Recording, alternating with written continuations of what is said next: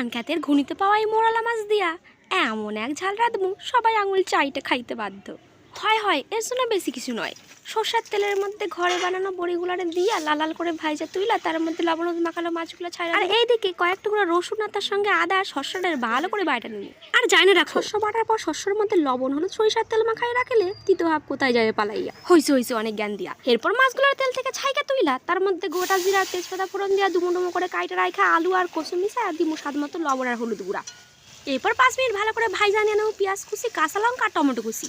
আর 2 minute নাড়া ছাইরা দিমু আদা রসুনের বাটা, হলুদ গুঁড়া, লঙ্কা গুঁড়া, জিরা গুঁড়া আর ধইনা গুঁড়া। এরপর মশলাটা ভালো করে কষাইয়া লম্বা লম্বা করে কাইটে রাখা বেগুনগুলো এর মধ্যে দিয়ে দেবো পরিমাণ মতো জল। এরই মধ্যে আলুগুলো সিদ্ধ হয়ে গেলে ভেজে রাখা বড়ি আর মোরালা মাছগুলোকে ছড়াইয়া উপর থেকে শস্য বাটাটা দিয়ে দিবো। তাহলেই রেডি মোরালা মাছ দিয়ে কচু আলু ঝাল। এমন তরকারি দুপুরবেলার পাতে থাকলে খালি হয়ে যাবে চড়বড়িয়া থাল।